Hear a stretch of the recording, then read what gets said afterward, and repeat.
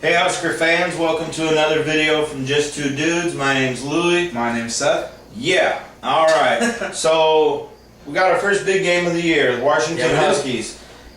At Washington. Where do they play?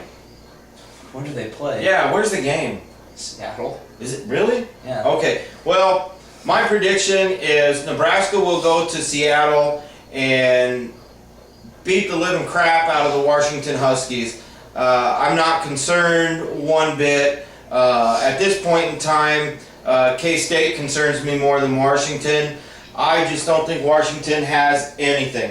I think Jake Locker is a very good quarterback. He just doesn't have the weapons necessary. Yeah, and he's not able to shine because he doesn't have a lot around him. He's probably not as good as other Husker fans are making him out to be. Yeah. I think he's probably a little bit better than the first couple of games. I think he's a little better than that. And you know, one thing about Jake Locker is all his balls have been going to this guy. I think his name's Jermaine Kearse.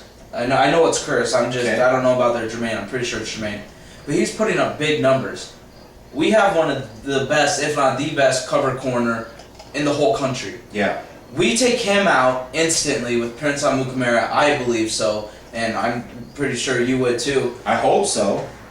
Who's the next guy for Washington? Yeah. The running back, Chris Polk, coming out of the backfield. Okay, Levante David just covers him all game. He can run with him, and then that just takes everything away. Here's the thing about when you get ready to play Nebraska. You can have one really good receiver, and I think really good receivers can still put up some decent numbers. Absolutely. But if Prince can kind of limit this guy, I don't see another wide receiver burning Denard. Absolutely. I mean, you know, I'm just not worried about this game. I'm not worried about when Jake Locker realizes he's going to have a hard time completing passes. I think he's kind of, you know, the term gets thrown around a lot in football, but he's kind of a head case to me. I think if something bad happens, I think he's the type that might unravel. That's what I mean by that.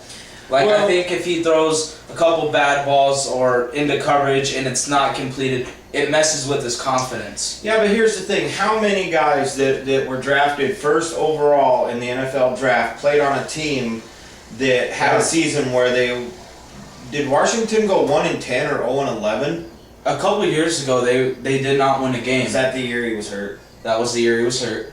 Did he even play that year? He played the first game, which I think was a loss to Oklahoma. So. Well, that disqualifies that. But they only won, I believe, 4 games with him last year. Yeah. So I mean, this guy is just not used to winning a whole lot of games. And I think when you're a great player and you play on a perennial loser, you have the tendency to try and take more chances because you know you have to force the issue. Yeah, force the ball into DeJon Gomes, Prince Amukamara, and Alfonso Davis. Yeah, and I think that's what he's going to do. And when he tries scrambling, there's no doubt. I've seen this guy several times. Oh, he's very impressive. When he takes off running, this does not look like a normal quarterback. Yeah. This is a big guy. He will break tackles. He will run people over. Absolutely. He's no Taylor Martinez as far as running. I think what happens early on. I think what happens early on in this game.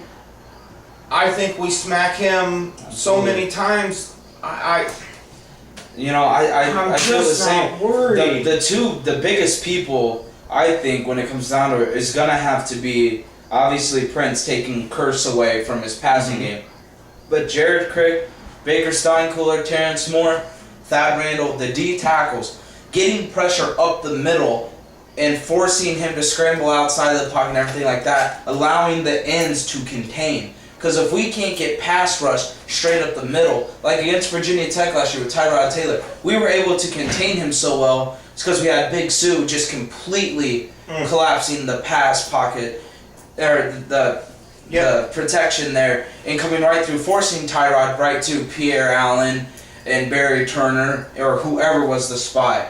The question is can we be able to do that, or are we going to have to rush 4 to get the pressure on him and then leave a linebacker and spy and missing coverage? It'll be interesting. I think that's very important. I think our front 4 will get a pass rush. And I think when Jake Locker goes to take off, Nebraska's best playmaker, probably since, I'm going to have to say, DeMario Williams. And then before that, you have to go back to, oh my gosh. Speed? The nut job. Nut Farley.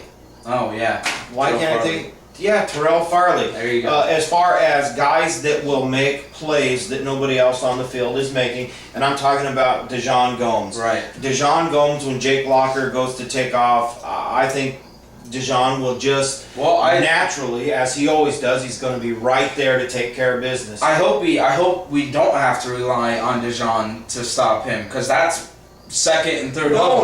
Dejon coming up when Jake Locker takes off, Dejon just always ends up being in the right place. Yeah, but you got to watch that because he's playing safety now. It's not playing a dime corner in the zone. You start coming up. Locker's a smart guy. What I'm trying to say is Dejon just seems to know when. I know, but he really has to be careful because this is. I know what you're saying, and I agree. I just hope he picks the right times. Because you can't pick the wrong time on a guy like Locker. Yeah. You just can't. That's what I'm getting at. Nebraska is going to have to turn the ball over so many times, which, after last week, who the hell knows what's going to happen. Yeah, we are just going to have to play so bad. Yeah. Washington may be able to put some drives together, but absolutely. I just don't see them stopping us. Here's my thing with Washington. I'm not scared by the team. I'm scared by the stadium and the fans, if anything. And us at Memorial Stadium, you know as well as I know that the crowd can really determine the outcome of a game. They beat USC there last year. Matt Barkley wasn't starting that game, but USC is still a damn good football team. I mean, they got a lot of talent. I don't know how good they are. That's what I meant. Talent-wise, they should have just ran right through Washington based on their talent. They didn't do that. The crowd, that team plays very well at home. And a couple weeks later, they almost knocked off LSU at home. I believe so. I believe that would have been earlier in the year. Or it was the week or two before. They play good against good teams at home. And the way that was last year. This is not last year's Washington team. They're not as good. But what I'm trying to say, defensively. But we've been sloppy and slow starting. Idaho in the end of the first quarter scores 3-0. That's it. You can't do that with the explosive players that Washington has on offense. Washington doesn't have explosive players. They have Jake Locker. Oh, big deal. Jake Locker is the type of guy that can win a game at any given time. Not against us. I hope not. No way. I seem to be the only one in Nebraska that's concerned about this game. No, you're not. There's a lot of people that are. The thing that separates this game, I've heard a lot of people say this is Taylor Martinez's version of when Zach Lee went into Blacksburg last year against Virginia Tech. It is. Under no circumstances is that anywhere near the same because this is Washington. This is not Virginia Tech. You had a way better football team waiting for you in Blacksburg than you're going to have in Seattle. It's still his first road game, very hostile crowd. I think Taylor Martinez, I think he has just that attitude toward that's not going to bother him at all. I honestly think in the first quarter, he's going to break one of his, however he does it, just a long run that he just constantly makes. I think he makes it within the first couple drives. I don't know if we will have this crowd shut up so early it's not even funny. We're going to do it offensively. We're going to do it We're going to do it offensively, defensively, with special teams. I tell you what, here's what's going to be different about Nebraska this year.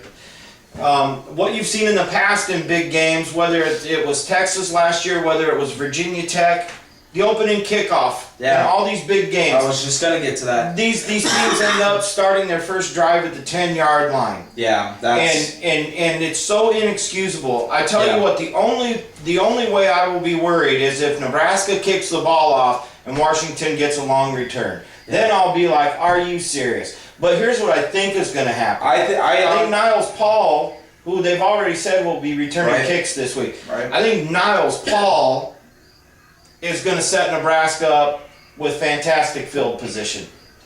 We're going to get the kickoff.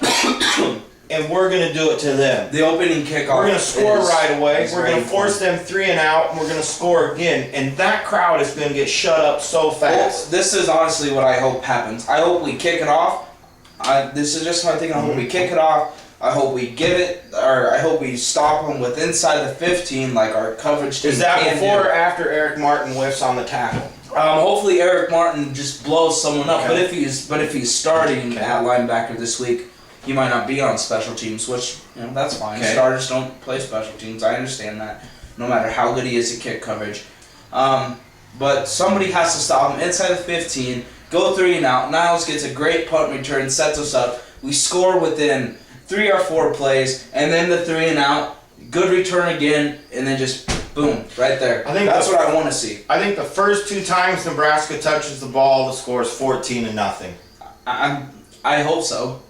I really think. I think we're really going to think score that. on both drives. I just don't know if it's 2 touchdowns. There is nothing about this Washington team that scares me. As a matter of fact, if Washington were coming into Memorial Stadium, I feel way different about care this less. game. Yeah, same here. So the only thing that bothers me about this game is if Jake Locker's gonna pick this game to be his shining moment and the crowd. That's it. Okay.